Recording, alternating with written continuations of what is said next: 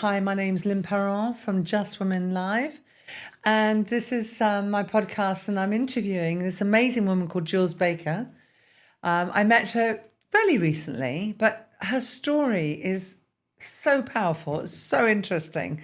I just had to ask her some questions. So would you mind me talking to you about your three marriages? Thank you for inviting me. Great to have you here. So did you feel pressure to maintain a certain image? When I was married? Yeah. I think, yes, I did. I think we all do to a certain extent. I think immaturity, being young, being impressed by kind of, my husband's all older than me, at least sort of 9 or 10 years older than me. I think that you kind of sort of surrender to their way and their lifestyle.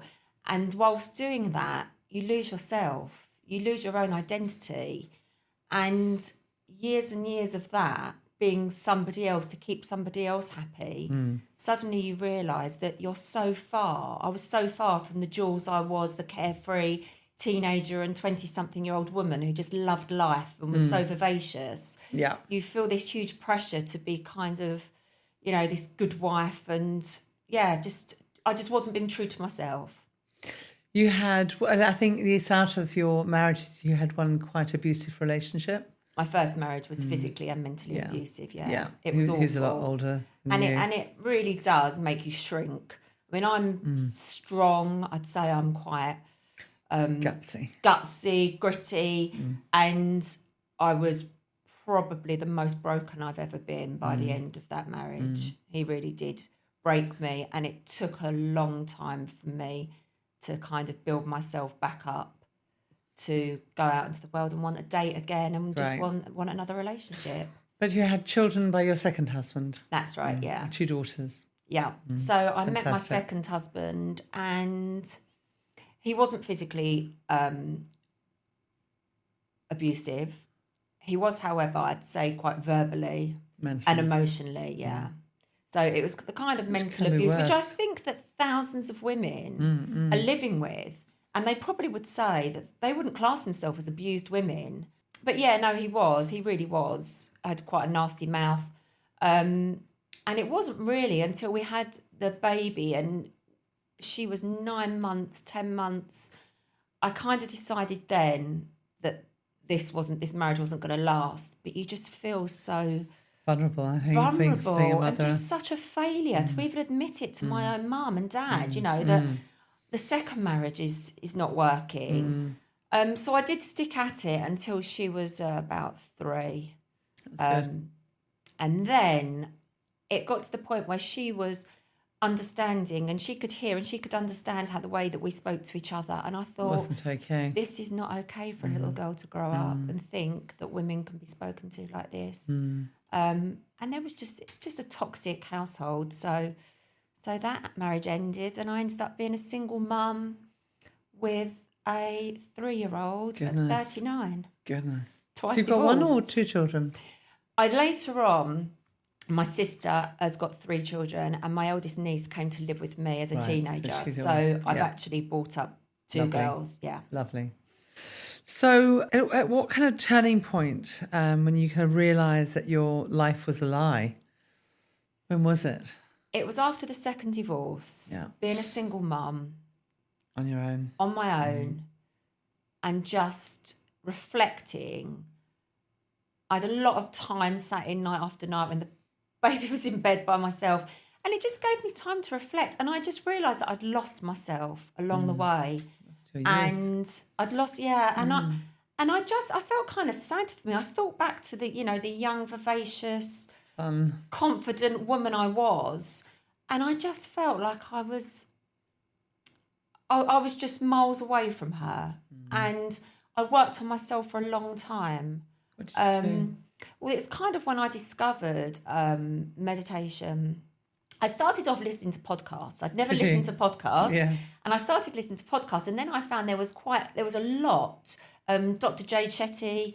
I was a lot of help out there. Yeah, a lot of help out there. And they kind of got a bit addictive. When you start listening to them, you just resonate so much Goodness, yes. with what other people say. And suddenly I just thought, these are really good for me. And every night I went to bed and sort of chose another podcast. And then they were talking about different things. It was we then went into lockdown, of course. So then we had lots of time by ourselves at home. Yeah. And I started just looking into other ways to live, rather than being the stressed single mum, the treat being the bottle of wine at the end of a really, stressful Definitely. day. Suddenly I thought, it doesn't have to be that way. Of course not. I can regulate myself. I can, the meditation, the breath work, the sound therapy I discovered during those times. Did you? Gosh.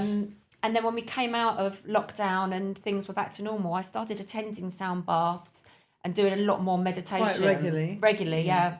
Amazing. Is that what you are today? Who are you today? And then, it brought me back, I think, to probably I know it's a bit of a buzzword at the moment, but, being your authentic self. But it really did, suddenly. Yeah, it's important. I mean, your marriages, were they in the media? Were you in the media at all with anything? Well, I was. My first husband was, he was quite well known. So it would be good for you, really. So your name was splashed around. Yeah. So just to get and to that everyone calm. knows your, the ins and outs of your life. It's just not pleasant, is it? Yeah. Jules, I know this is going to be painful, but I know authenticity is so important here, and I know women would really like to hear, because I think a lot of people can resonate with this. But can you tell me one thing from your first husband, at what level of abuse he inflicted on you? And Yeah, I mean, it starts off small things. It always starts off verbally. Okay. It's just mental abuse, verbal abuse.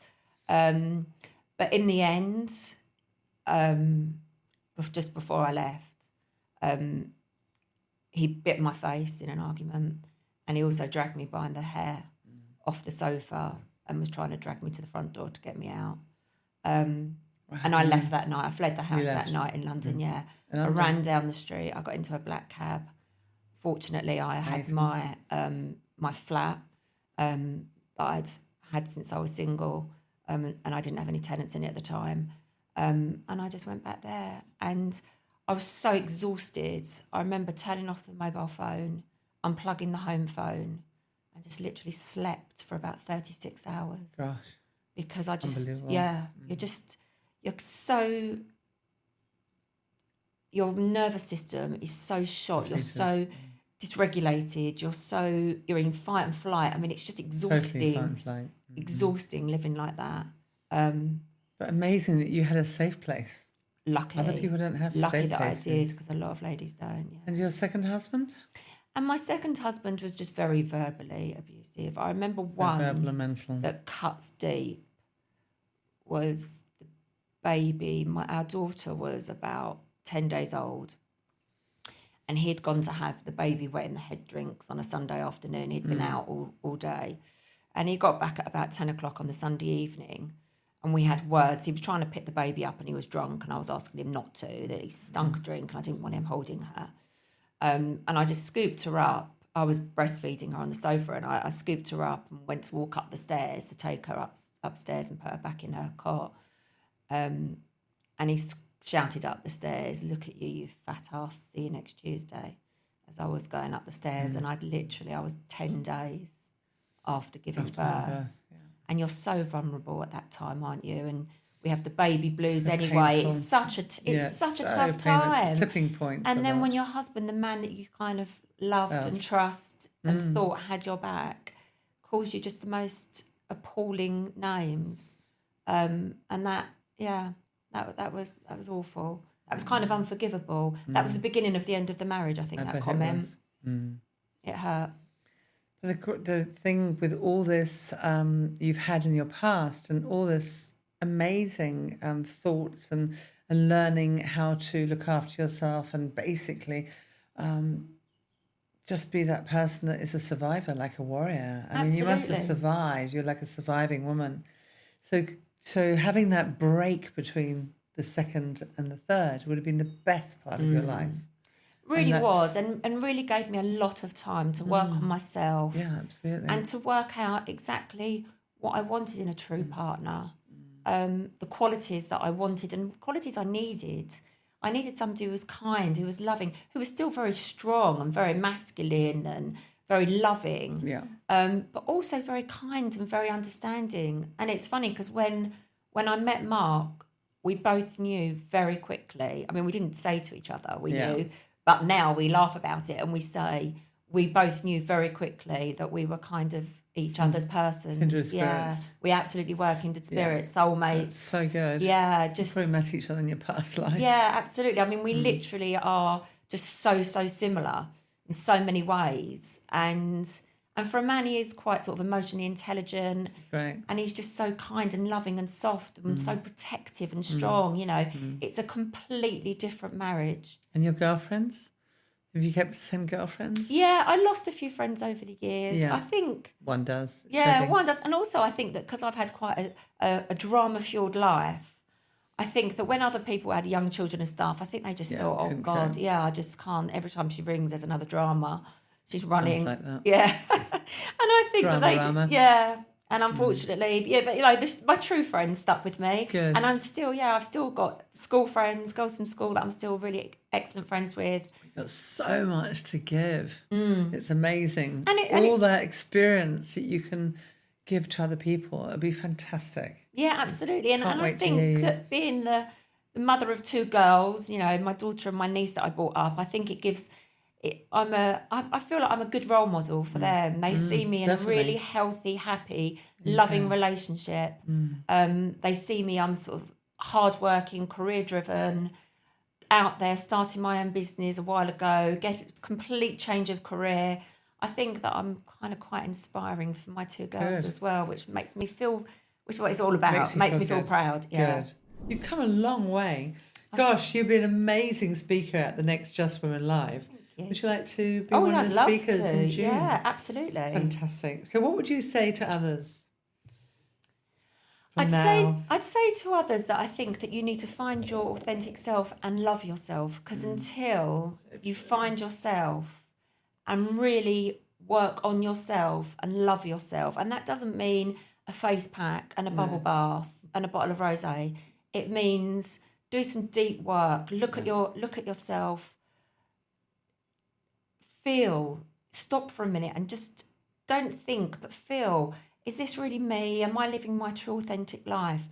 Because I think it's not until you've dug down deep and discovered yourself, you can then really fall in love deeply with somebody else, which I now have. Which is I'm married, amazing. married Mark last August.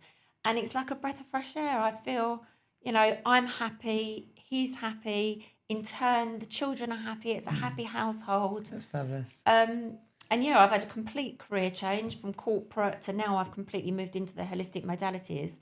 And, yeah, great. I just feel like I've really... True authenticity. True authenticity has been met at last. Should be true grit. Thank you. You're amazing. Thank Absolutely you. fabulous. Really enjoyed seeing you and can't wait to hear you speak in June. And Lovely. I look forward to see it. you next week. Thank you.